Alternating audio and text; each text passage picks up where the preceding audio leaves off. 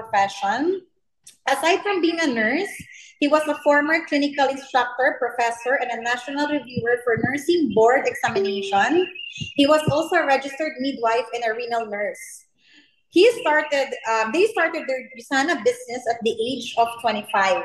And fast forward today, our speaker, together with his wife, have achieved a number of notable achievements with USANA to include annual rank advancements, Philippines Top Group Award, and Philippines Top Income Earner. They also achieved the PPS Hall of Fame, a prestigious award given to associates with the highest lifetime matching bonus. Diba? Recently, they also became part of USANA's Prestige League. And with USANA, they were able to travel to 20 countries and enjoyed luxurious cruise experiences.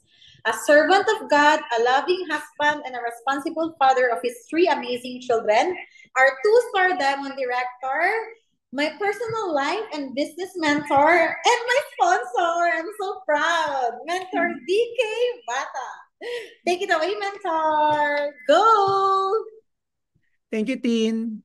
Yeah, ang pinakamasaya doon yung sponsor. And my sponsor.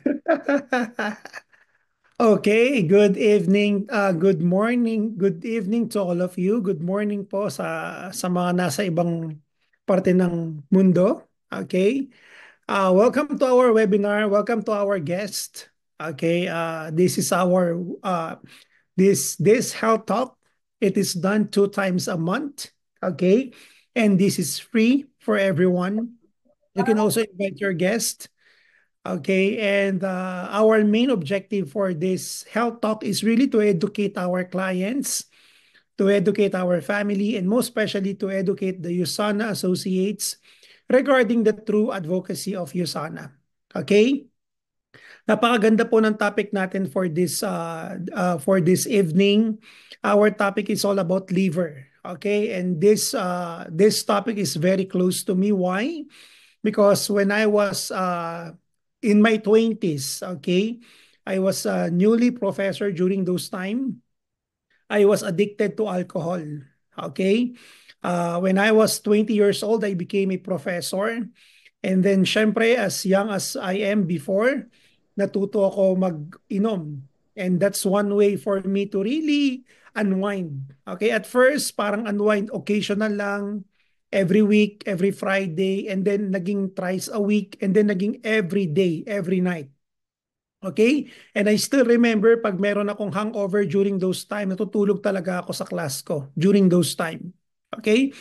And tumagal yun, I think 21 to 24, at least 3 years. Okay? And during those time, I think my notion is nag-exercise ako every day. I was young.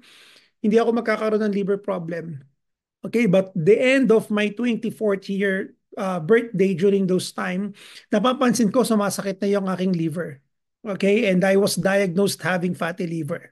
Okay, that's why, friends, this topic is very, very important kasi wala siyang pinipili. Regardless kung maganda ang physique mo, kung active ka, kung hindi tama yung diet mo, kung nagtitake ka ng too much consumption of alcohol, talaga magkakaroon tayo ng problem sa liver. Okay, so ano ba yung liver? Ano ba yung importance of liver? And ano ba yung mga stages? Yan yung pag-uusapan natin right now. So let me share my screen. Okay. Okay, so let's start with liver. Okay, so ito ang pag-uusapan natin. A healthier liver, a healthier you. That will be the topic of that will be the main title of our health talk for this day. Okay. So pag sinabi nating liver, for us to understand what are the liver problems, kailangan maintindihan muna natin ano ba talaga yung liver and what are the functions of our liver. Now, I want you to visualize your abdominal cavity or abdominal quadrant. Okay? Pag sinabi nating abdominal quadrants, meron tayong 4 quadrants. Okay? Now, this is really important. Later, I will talk about why. Pag sinabi nating right upper quadrant, pakitandaan po, nandyan po yung tinatawag nating liver at nandyan din yung tinatawag nating gallbladder. Okay? So, pag sumakit ang iyong right upper quadrant, okay, it's either your gallbladder, usually po sa Philippines, there's a pain with the gallbladder because of the gallbladder stone. Or possible meron kang liver problem. Now, remember this, pag sumakit ang right upper quadrant mo because of liver problem, it means matagal na yung problema sa liver. Okay? Ulitin ko po, pag sumakit ang right upper quadrant mo, okay? Because of liver problem, it means matagal na meron kang liver problem. Okay? Now, let's go to the next one. Next is the right lower quadrant. Right lower quadrant, nandiyan yung tinatawag nating cecum. And sa cecum, naka-attach dyan yung tinatawag nating appendix. Okay? Pag sumakit ang right lower quadrant mo, it means you have appendicitis. Okay? Meron kang appendicitis or the inflammation of appendix. Pag sumakit yan, kailangan operation ka agad. Kasi ayaw natin na yung inflamed appendix mag-ruptured. That will bring toxicity to your abdominal cavity. Now, in your left upper quadrant, nandiyan naman yung tinatawag natin na stomach. Okay? Nandiyan yung tinatawag nating stomach and some part of the small intestine. So pag sumakit ang left upper quadrant mo, malamang-lamang stomach ang problem, possible po for the ulceration. Okay? And the left lower quadrant naman, nandiyan naman yung tinatawag nating small intestine going to your rectum and anus. Pansinin mo kung constipated ka, saan ang matigas? Nasa may left lower quadrant.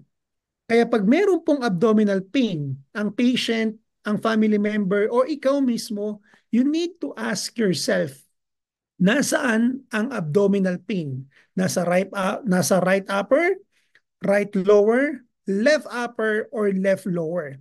Nakuha niyo po. So that is the location or the anatomy of the digestive organ in our abdomen.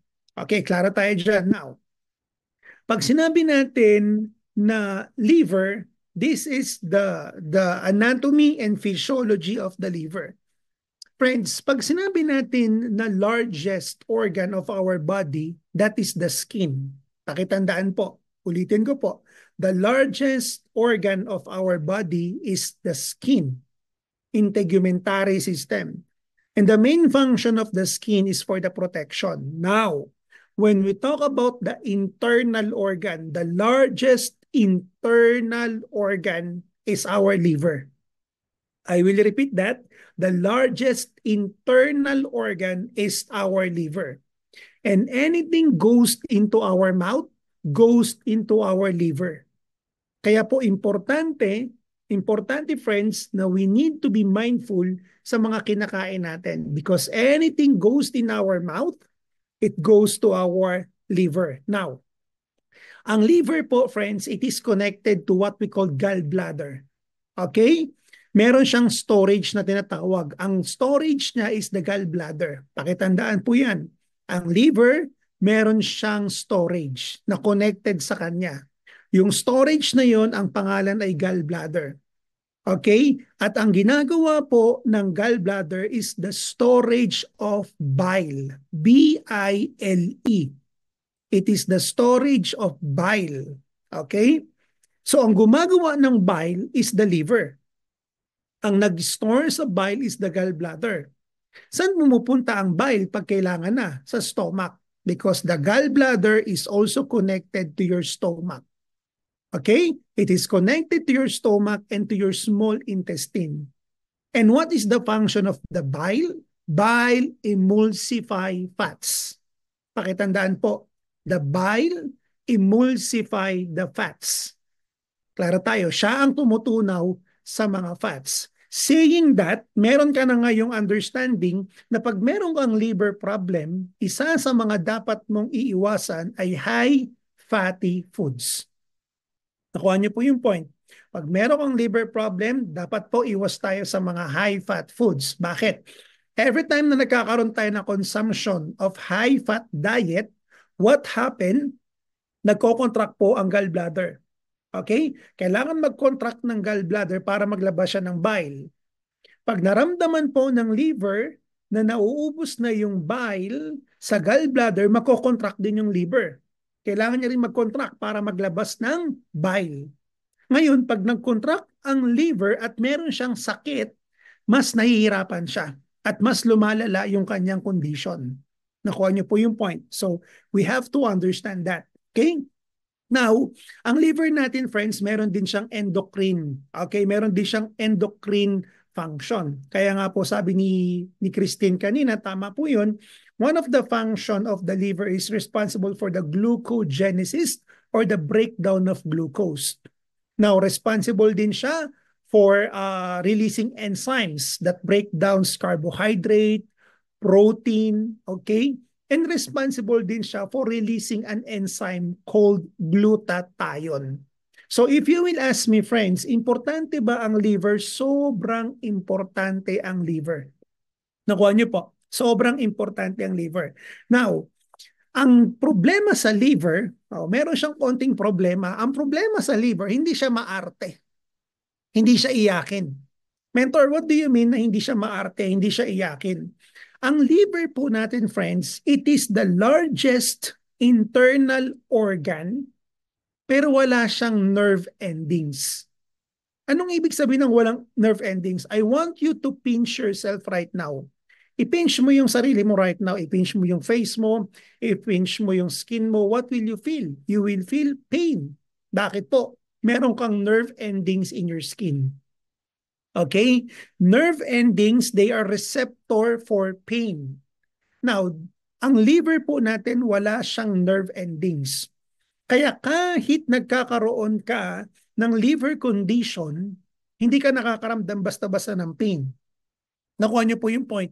Makakaramdam ka lang ng pain, okay, in your liver pag medyo matagal na yung condition. Pag medyo napabayaan na. Nakuha niyo po yung point. For example, in my case during those time, on my first year being alcoholic, wala po akong naramdaman. On my second year, wala akong naramdaman. On my third year, doon ko po naramdaman na parang lumalaki po yung aking right upper quadrant. Lumalaki po yung aking tiyan in the right upper quadrant. Doon ko po napansin na there is something wrong. Pero tuloy pa din, padayon pa rin sa pag-inom. So what happened? Nagkaroon ako ng pain. And then I assessed myself, I was diagnosed having fatty liver during those time. Nakuha niyo po. So you have to understand, friends, that many condition, okay, about chronic liver is painless. Okay, it's painless. Wait lang po. Ayusin ko lang yung screen ko, ha? Are we okay so far, friends? I do hope you are learning. Okay. Okay, and the good thing about liver can heal and regenerate itself from much of damage. Pero pakitandaan po, ang liver kahit may kakayahan niyang mag-regenerate, okay, nauubos din siya. Okay? Now, some of the common signs and symptoms of advanced liver include fatigue, nausea, and loss of appetite. Ito po, pag naramdaman mo na to, friends, meaning po, okay, these are the preliminary symptoms na talagang nakakaroon ka na ng liver problem. Nausea, fatigue, and loss of appetite, kailangan mo na magpa-check up. Okay? Now, let's move forward. Now, what is chronic liver disease? It is a process of liver tissue damage that occur months or years. So, i-dissect natin ng konti. Ano daw ang nadadamage? The liver tissues. Okay? Now, ano yung ibig sabihin ng chronic? Ibig sabihin matagalan. Nakuha niyo po yung point. It is a chronic liver disease, okay, that process liver tissue damage that occurs month or years. Now, it is characterized by what? Inflammation and destruction of the liver, which can lead to fibrosis and cirrhosis. Pakitandaan po yan. Okay? Kaya ito po, friends. Okay, meron siyang rank advancement. Ang liver diseases, bago siya mapunta sa cirrhosis or cancer or liver failure, meron niyang rank advancement. Meron niyang advancement. Meron niyang first stage. So let's talk about that. Okay. So the stages of liver diseases, you will start with your healthy liver, 100% liver function. Congratulations. Okay? No problem with your liver. Now, the second liver disease is what we call the fatty liver. 75 to 80% of liver function. Okay? Ano ba yung fatty liver? Later, pag-uusapan natin. Okay? Next is after fatty liver is liver fibrosis, 20 to 30% of liver function. And then after that is liver cirrhosis, 2 to 7% of liver function. Nakuha niyo po. Okay, so these are the stages of liver diseases. After cirrhosis or cancer, liver failure na po. Okay? Now, let's talk about the first one. Okay. Pag sinabi nating fatty liver, okay, pakitandaan po, fatty liver is the most common. It is the most common liver disease in the Philippines. But the good thing about fatty liver, it is what? Reversible. Pag sinabi nating reversible, pwede pang gumaling. Yung fatty liver, pwede pa siyang bumalik sa healthy liver. So what is fatty liver? Fatty liver, friends, okay, fatty liver is also known as steatosis. Okay? It is a condition wherein the liver is surrounded by fat. Okay? Now, bakit ka nagkakaroon ng tinatawag na fatty liver? Eating too much calories, obesity, diabetes, mataas ang triglycerides, mataas ang cholesterol, and drinking too much alcohol. Nakuha niyo po. Now, there are two kinds of fatty liver. The first is what we call the non-alcoholic fatty liver disease, and the second is alcoholic fatty liver disease. So pag sinabi nating alcoholic fatty liver disease, by itself, by definition, it is a fatty liver caused by too much alcohol consumption. Now, pag sinabi naman nating non-alcoholic fatty liver disease, by definition, it is a fatty liver caused by improper diet, okay, sedentary lifestyle, diabetes, too much triglycerides, or too much cholesterol in the body. So yan po yung dalawang klase ng fatty liver. Okay? So pakitandaan po, what is the keyword? It is surrounded by the fat, but the good thing, it is reversible. Okay? Now, pag hindi inayos o hindi naagapan ng fatty liver, the problem is this. The fatty liver can advance to what we call, okay, what's the next one? Liver fibrosis. Pag sinabi nating fibrosis, the key word here is what we call scarring. Ay, by the way, before I proceed, temperature check muna tayo. Are we okay or masyado akong mabilis? Tin, okay lang ako, Tin? Yes, Mentor. Okay, I Okay, only have 1 hour. So, learning so far, friends, ha? Okay, Tin, pakisabi pag medyo bumibilis ako. Thank you. Now, pag sinabi nating fibrosis, the key word is scarring. Okay, so pag sinabi natin by definition, what is your fibrosis?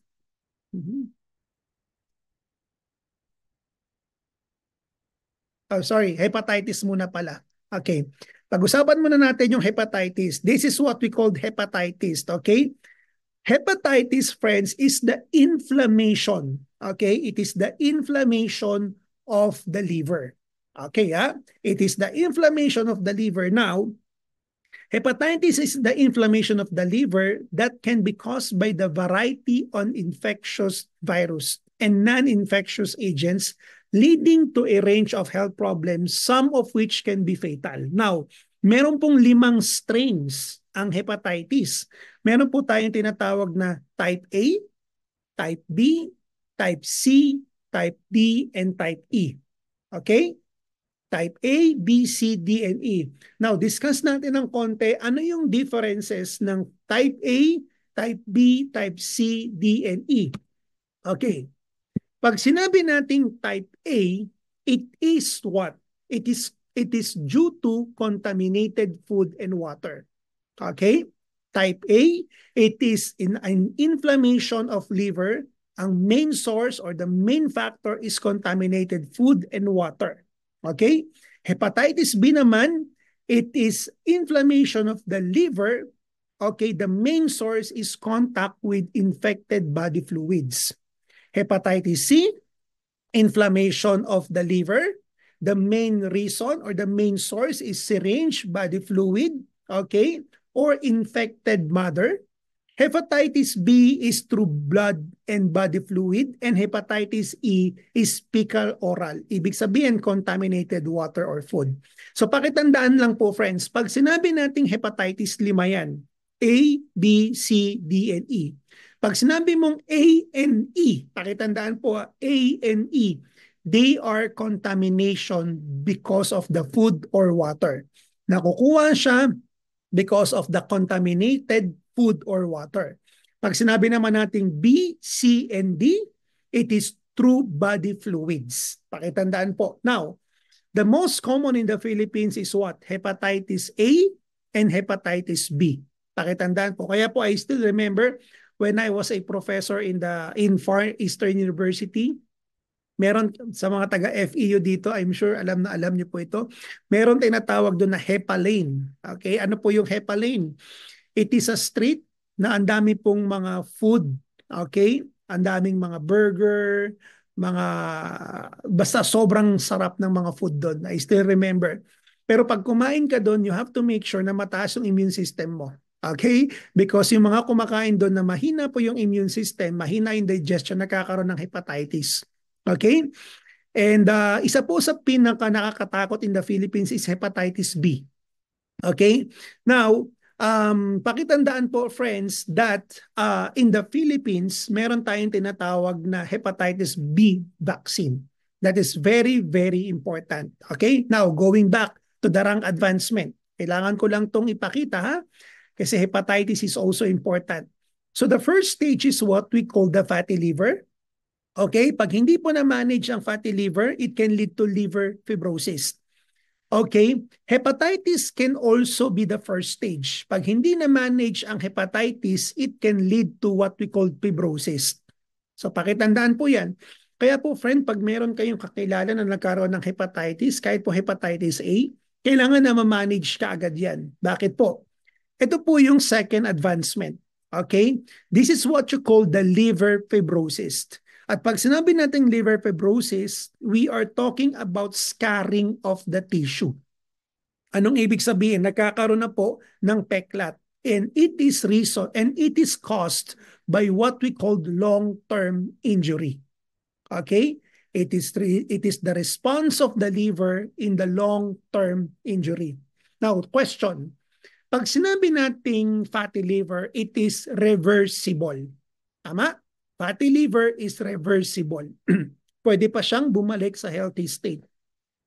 Pag sinabi nating hepatitis A, magagamot yan. Hepatitis A, it is also reversible.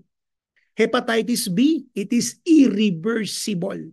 Hepatitis B is irreversible. Pag meron kang hepatitis B, you will acquire that condition for the rest of the life. Okay? Now, pag sinabi natin na liver fibrosis, is it reversible or irreversible? The bad news is liver fibrosis is irreversible. Anong ibig sabihin? Pag nagkaroon ng peklat, nandiyan na yung peklat na yan. But what we can do with this condition is still we can preserve the healthy tissue of the liver. Mape-preserve mo pa yung mga healthy liver tissue. That is the good thing about liver fibrosis. Now, the bad thing, pag hindi mo naayos ang liver fibrosis, it can lead to the next condition. Okay, and what's the next condition? This is what you call the liver cirrhosis. Ito na po, liver cirrhosis or what we call liver cancer. Liver cirrhosis or the cancer of the liver, it is a chronic liver disease that occurs when the liver is permanently scarred from a long-term liver damage. Okay. Pag ganito po yung liver, only 2 to 7% na lang ng liver ang nagfa-function. So mahirap na po ang liver for digestion. Mahirap na po ang liver for enzyme release. Okay, mahirap na po siya to function sa endocrine function niya. Mahirap na rin po siya mag-release such an enzyme called glutathione. Okay? So pag nagkaroon ka ng liver cirrhosis, nagkakaroon ka na ng mga complications. What are the possible complications? Heart problem. What are the possible complications? Kidney problem. Okay? Cardiovascular diseases. Okay? Because liver is so important. Okay? Friends, Balik lang tayo ng konti sa function ng liver. Tandaan niyo po, friends, sabi ko kanina, liver is the largest internal organ. Bakit very, very important siya? Isa sa mga ginagawa ng liver is filtration. Lahat ng pumapasok sa bibig, it will go to your liver at filter ng liver yan. Okay? After filtration, ano yung isa sa gagawin ng liver? Absorption. Okay? I-absorb niya yung mga dapat i-absorb that can benefit the liver health. Okay? And then after that, magkakaroon siya ng distribution. Ano yung i-distribute niya? I-distribute niya, friends, yung mga vitamins, minerals, phytonutrients na kailangan ng body. So imaginein mo na lang kung sira ang liver.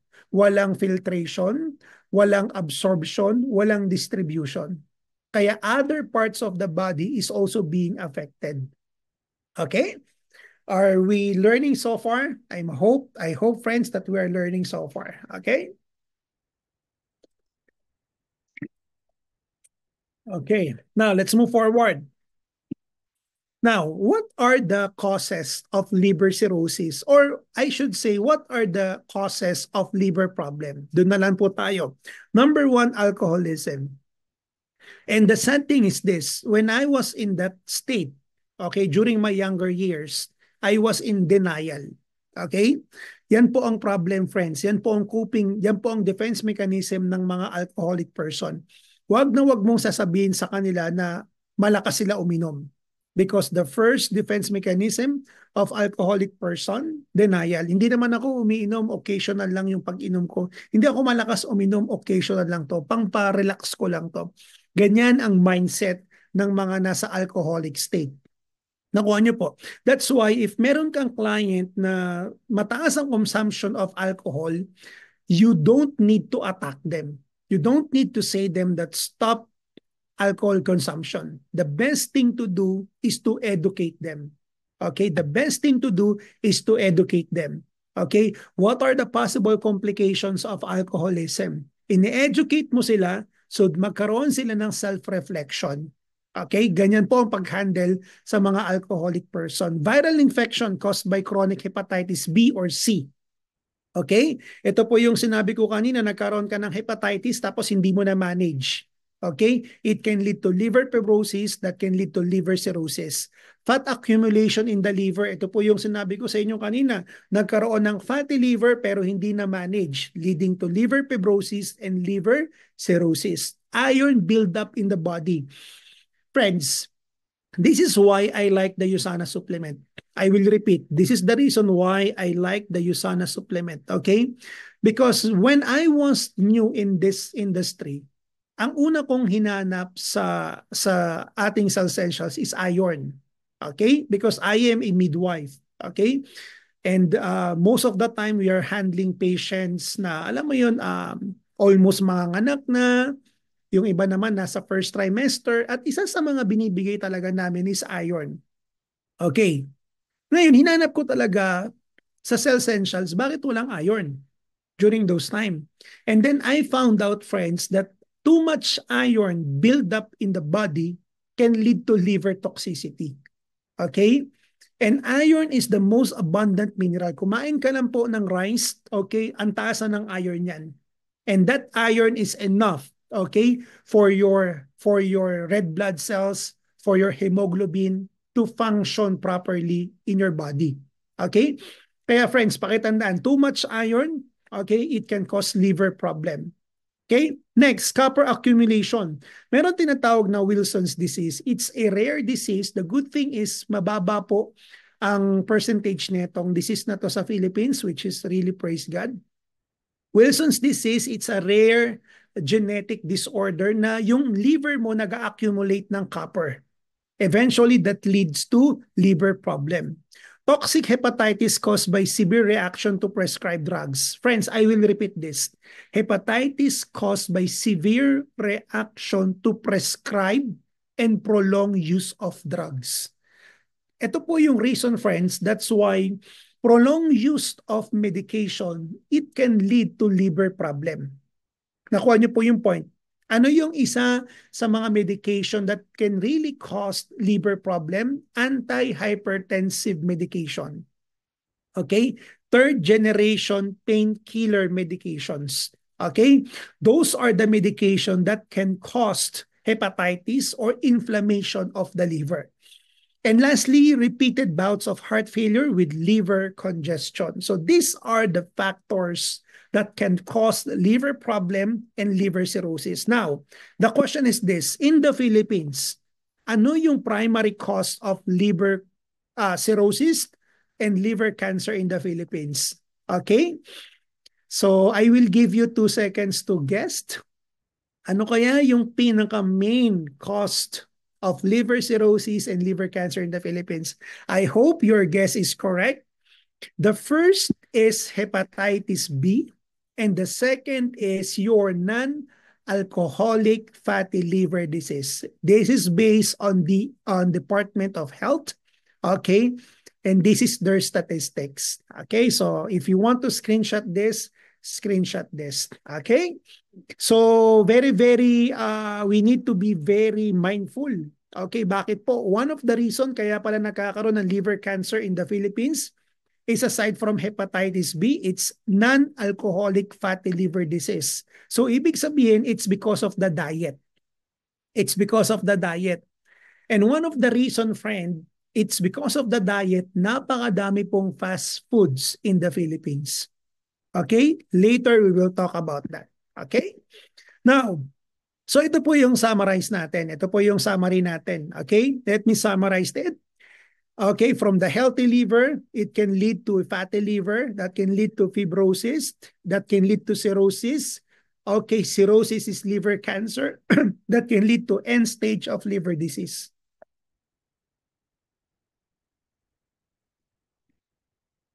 Okay, so I hope, friends, that you are learning so far. Okay, now, what are the symptoms of liver disease? Number one, tignan mo po yung balat nila. Okay? Excuse me.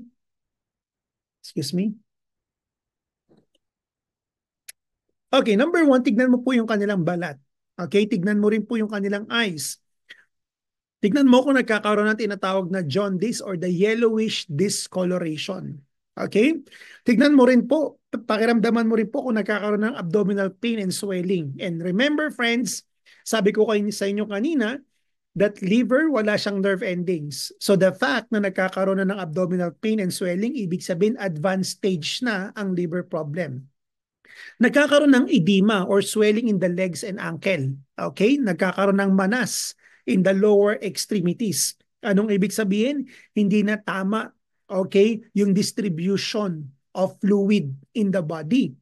Nagkakaroon ng itchy skin, kumakati yung balat. So pakitandaan po, friends, jaundice, discoloration, and itchy skin, it is the result of what we call bilirubin. Okay, it is result of what we call bilirubin. Lalalim lang ako ng konti para mas maintindihan natin. Ang end product ng hemoglobin is what we call bilirubin. Okay, hemoglobin, it is part of the red blood cells that is responsible for the oxygenation. Now, the end product of hemoglobin is what we call bilirubin. Importante ito na malaman nyo kasi pag nagpa-check ka ng lab results, makikita mo yan, bilirubin. Okay, now, ang end product ng hemoglobin is bilirubin. Dapat po ang bilirubin is na ilalabas yan. Dapat po yan na i-excrete yan, na ilalabas po yan. At sino ang naglalabas sa kanya? Liver. Pakitandaan po, liver is responsible for the excretion sa paglabas ng bilirubin. Now, kung may problema ang liver mo, hindi niya mailabas ang bilirubin. So what happened, imbis na mailabas niya, nadidistribute niya sa body through the blood circulation. Kaya umiikot ang bilirubin sa katawan mo, leading to yellowish discoloration, leading to itchy skin. Okay? Next, dark urine color. Kailangan po ang urine natin, friends, hindi po dark. Pakitandaan po, kailangan po ang urine natin, dark yellowed po dapat siya. Pag white ang urine mo, ibig sabihin dehydrated ka. Okay? Pag merong dugo ang urine mo, meron kang problem in your bladder or ureter.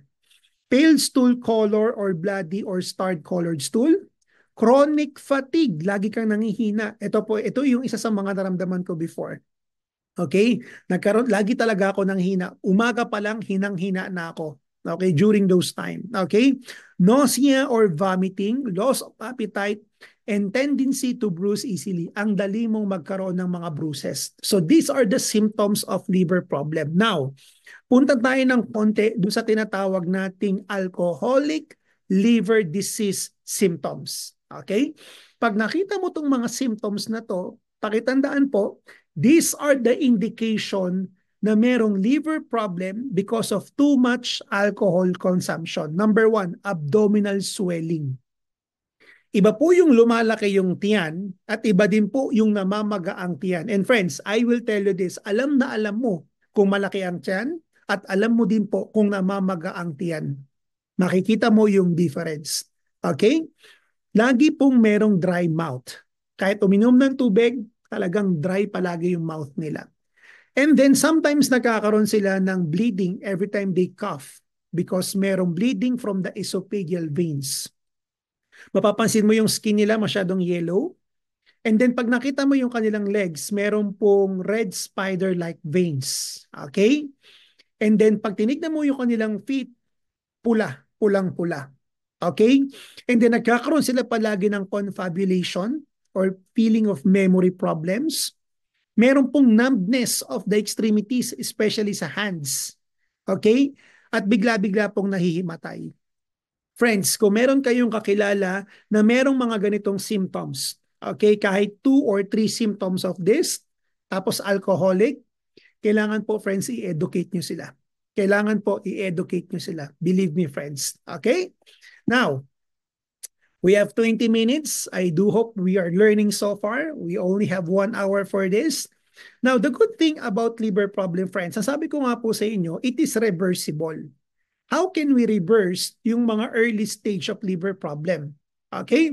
Lose weight if overweight, control blood sugar, okay? Manage other health conditions, especially po kidney problem and cardiovascular problem. Lower your cholesterol and triglycerides. That's why fish oil is so important. Okay?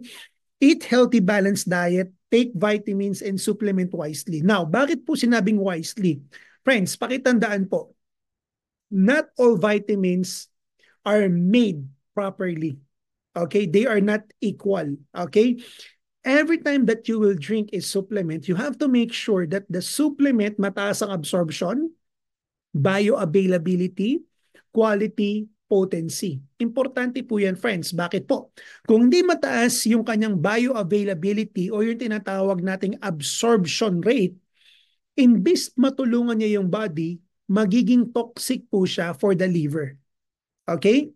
Kaya importante po, friends, na you have to check the supplements that you are taking. Now, what are the things that we should avoid? Okay, don't eat foods high in fat, sugar, and salt. Okay?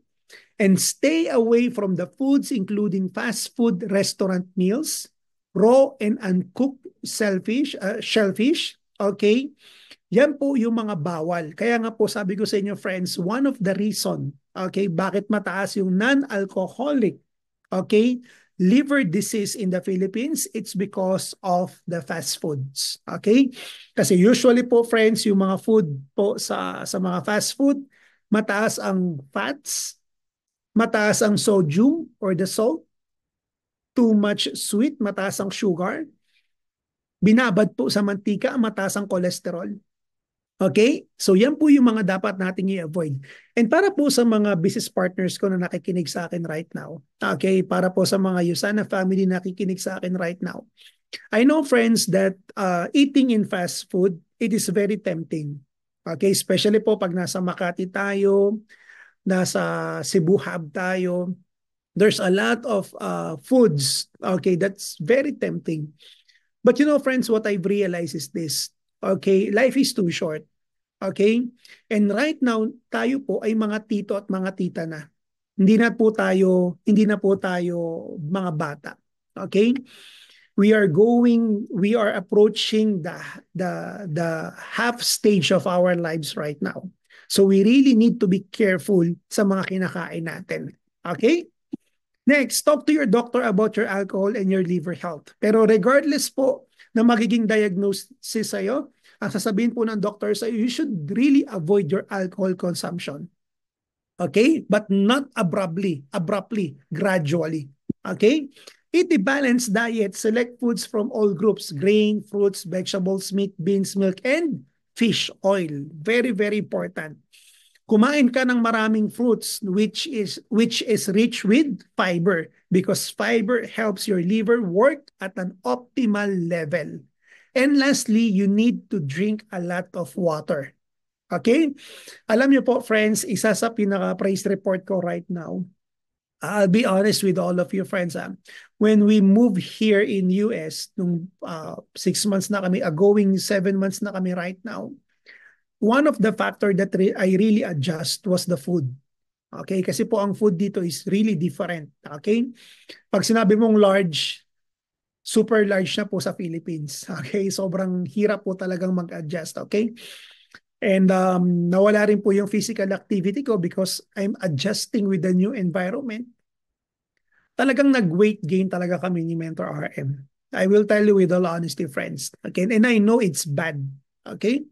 But you know, friends, human as we are, sometimes kinukonsent din natin yung one day. Okay? One day, naging 1 week. Okay? Improper diet, no exercise. Yung 1 week, naging 2 weeks. Yung 2 weeks, naging 1 month. Yung 1 month, naging 2 months. Yung 2 months, naging 3 months. And etc. Okay? And you know what really hit me hard? Alam ng katawan mo, okay? Alam mo sa sarili mo if your body is not doing well. Pero pag wala kang ginawa to acknowledge that, magkakaroon ka talaga ng mga unnecessary symptoms. So what happened, friends? For how many years? I still remember the last attack na nagkaroon ako is I was a professor in Centro Escolar University. Last month, I had a series of acute migraine.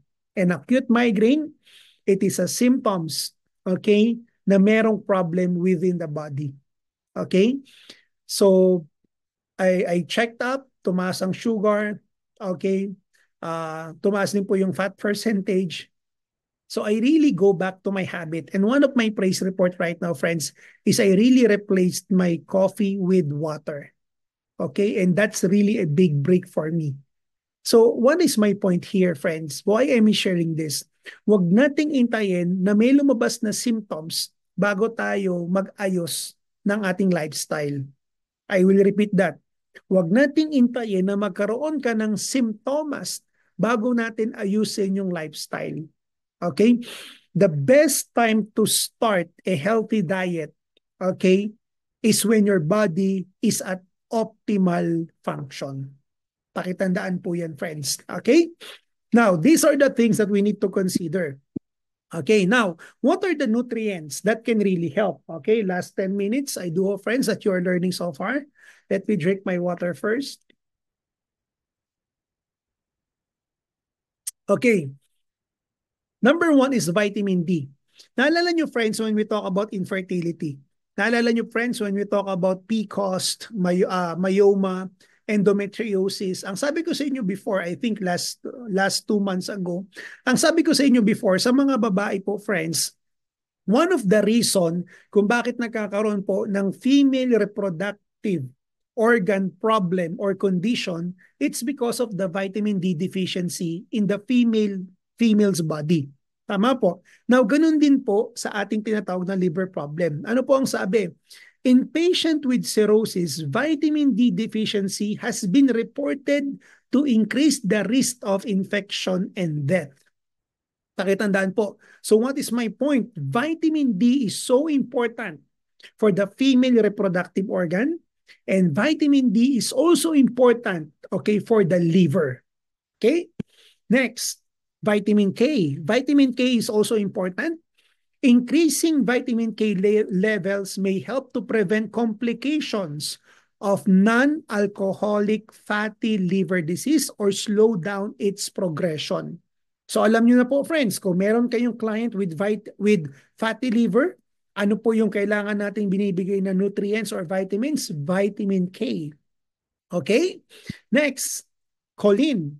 Choline is so important, friends, because choline, one of the function of choline, it removes the fat from the liver. Imagine that. In some studies, a higher dietary choline intake was associated with lowering the risk, okay, of non-alcoholic fatty liver disease. Okay, so choline is one of our favorite right now. Bakit po? It has a capability to remove the fat from the liver, and choline is also good for the memory. Okay? Kaya nga friends, ito po, I will really encourage you. Right now po, may mga guests na nakikinig sa akin right now.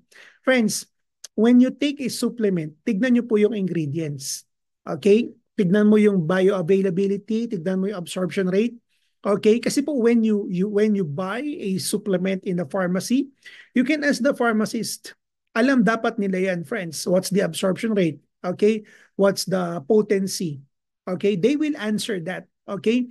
You really need to be cautious about it.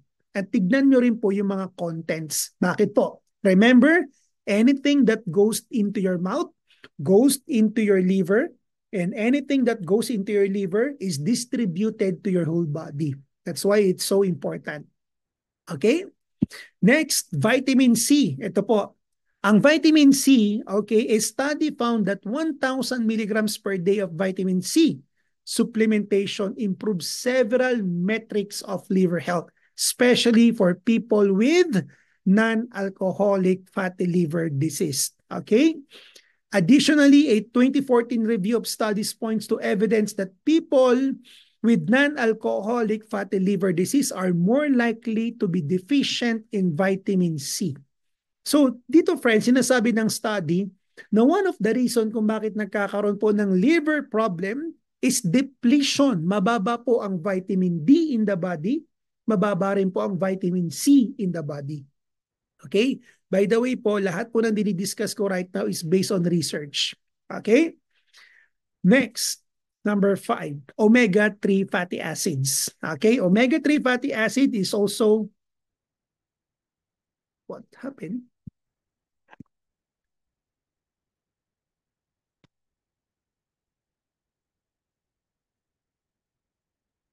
Hello, Tin? Yes, Mentor. Nawala po yung slides niyo, Mentor.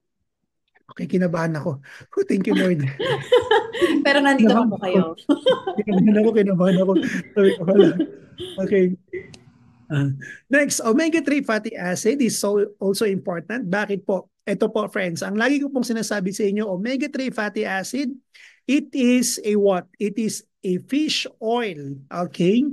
DHA and EPA that can reduce, okay, inflammatory response. Okay? So kung meron po, share ang slides. ano po? Hindi po naka-share yung slide. Okay. Thank you. Nawala ang aking share screen. Sorry naman, chinecheck ko lang po friends kung active pa kayong lahat. It is really intentional. Joke lang. I do friends that you are learning so far. Chinecheck ko lang po yung mga messages nyo. Maraming salamat po. Thank you so much. Okay. Praise God. Okay. I praise God that you're learning. Okay. Share screen tayo. Yan. Okay na po?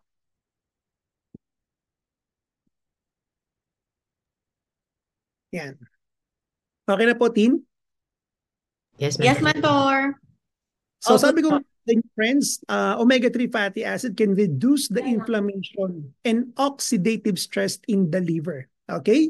And may also help to reduce the storage of excess fat in the liver. So friends, imagine this. You have choline. Okay? Choline, it is a powerful nutrient that can remove the fats from the liver. At meron ka ring omega-3 fatty acid that can reduce the storage of excess fat in the liver. Kaya po friends, sa mga gustong mag-diet, ano yung isa sa pinaka-important na kailangan mong i-take? Fish oil. Okay? And fish oil is so amazing. Why? Fish oil is good for the liver. It is good for the skin. It is good for the eyes. It is good for the joints. It is good for the memory. Ang dami pong benefits ng fish oil. Kaya friends, if you are not taking fish oil right now, you're really missing a lot. Importante po ang fish oil. Okay? Ito pa friends, okay? So in 2015 study found that DHA was much better than EPA on a liver health scale, particularly for preventing tissue scarring caused by non-alcoholic fatty liver disease. Naalala niyo po yung stages? Non-alcoholic or fatty liver can lead to liver fibrosis. Hepatitis can lead to liver fibrosis. The good thing, friends, with omega-3 fatty acid, it can prevent, okay, liver tissue damage or liver tissue scarring or fibrosis. Kaya friends, omega-3 fatty acid, very, very important. Okay? Next, probiotics. Okay? Ang probiotics, friends, okay, probiotics had been shown to potentially improve a fatty liver disease via benefits of the microbiome. Okay? Alleviating liver injury and strengthening the intestinal barrier.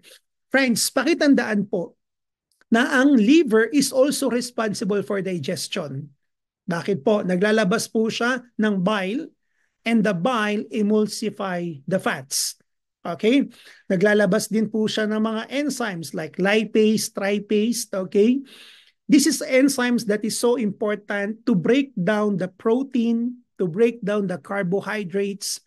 Now, kung may problema ang liver, dapat po friends, i-minimize natin yung kanyang function. And one way to minimize the function of the liver is to strengthen the digestion in the stomach lining. See? At makakatulong po talaga ang mga probiotics.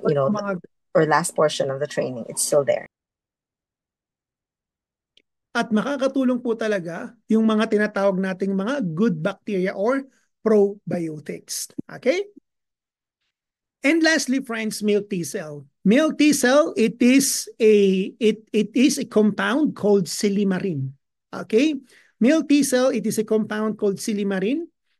And some of the studies show that it is responsible for protecting liver cells, preventing liver damage, and reducing liver-related deaths. And one of the study, ano po ang sinabi ng study? Milk tea cell can treat liver cirrhosis and chronic hepatitis. Ginamit po yung word na treat. Okay? So this is also a powerful compound. Kaya po friends, there's a famous commercial Silimarin. Okay? Liver lover. Okay? Kung naalala nyo po yan. Silimarin is so important. Now, in our USANA company, we have Hepasil. Okay. Hepasil, friends, this is a optimizer in USANA that is specialized with liver health. That's why it is called Hepa, means liver. Sil means silimarin. The good thing with Hepasil, it also have green tea, olive oil, turmeric, and this is the best combination for liver protection. Okay? Also, we have what we call Biomega. Ang Biomega naman namin or the fish oil, sabi ko nga po sa inyo kanina friends, fish oil is so important. It has a lot of benefits in our body, but you need to be careful with the fish oil that you're taking. Why? Fish oil came from a fish, and fish is what? Is harvest in the water. Especially po in ocean. And ocean is contaminated with mercury, lead, and some elements that is harmful for the body. That's why I always tell my clients, huwag kayo masyadong kumakain ng mga like sardines in the pack. Okay? Yung mga canned goods na mga sardines, it's really bad. Nakuha nyo po? Yes, meron kang fish oil na makukuha, pero meron ka ring lead and mercury contamination na makukuha. And the good thing with our Biomega, it underwent with what we call double molecular distillation process. So meaning it is filtrated 2 times on a molecular basis. That's why it is safe. That's why one of the strength of the USANA company, aside from the bioavailability, aside from the potency and quality, it is the safety. It is the safety. Okay? Our USANA products do not cause liver problem. Okay? It doesn't cause liver toxicity. It doesn't cause kidney toxicity. At hindi rin po tayo nagkukos ng tinatawag na vitamin toxicity. Okay? Now, we also have probiotics. Okay, kung meron pong liver problem, let's help the liver, okay, by enhancing the digestion. Okay? And one way to enhance digestion is through probiotics. These probiotics can really help, okay, to support the immunity in your gut. Okay? And lastly, friends, if you want to find vitamin K, vitamin D, vitamin E, okay, choline, meron po yan sa aming Cell Essentials. So these are the products, okay, that can really help patient with liver problem. Okay? So I am time's up, but before I end up, okay, if you have questions, friends, again, let's go back to our program. Okay, you just message me DK Batak. That's capital D, capital K, then BATAC. Okay, message me your name, your mentor, your coaches. Okay, the disease process, and then the lab result. Okay? And for the past almost 3 months that we're doing this, maganda po yung nagiging program natin. Kasi every time po na meron pong nagtatanong sa akin at pinapakita po yung mga lab results, that is a better way for me to really give the right combinations. Okay? Now, forgive me kung may mga delay of response kasi medyo madami po. But I'll make sure, friends, that I will really reply in the best way that I can. Okay? Now, before I end, friends, I know may mga guests po dito right now na meron pong mga liver problem or yung family member merong liver problem or may kakilala kayo merong liver problem. Friends, this is one of the mindset that really strengthen my character right now. Okay? Because friends, moving from one country to another country, it's really big adjustment. Okay? And one morning during my quiet time, I am really having this dilemma. Okay? And the message of God for me was very clear. It is found in Jeremiah 32:27. And right now, friends, if you are also suffering from a health condition, you are suffering from a trial or training, always remember this word. I am the Lord, the God of all flesh, that is us. Is there anything too hard for me? So if you're feeling hopeless, always remember this mindset. Is there anything too hard for the Lord? That's really a great mindset. Kung nahihirapan ka right now in finances, is there anything too hard for the Lord? Kung nahihirapan ka sa health condition mo right now, is there anything too hard for the Lord? Our Heavenly Father is omniscient, omnipresent, and omnipotent, all-powerful, okay, all-knowing. Okay? Pero ang kailangan niya kasi, friend, is we need to have faith with Him. Kailangan natin siyang kausapin. Okay? And every time we talk to God through prayers, hindi niya kagad binibigay yung solution. Pero meron siyang binibigay. Ano yung binibigay niya? Unexplained peace. I will repeat that. Unexplained peace. May nagtanong po sa akin the other day about sa kanyang problem. Okay? Ang una kong sabi sa kanya, don't find the solution with your problem right now. It's a financial problem. Sabi ko sa kanya, wag mo munang hanapin yung financial problem. Wag mo munang hanapan ng solusyon yung financial problem. Okay? The first thing that you need to do, friends, if you are facing a trial, a financial trial, health condition trial, marriage trial, the first thing na kailangan mong gawin, friends, is go back to your gratitude state.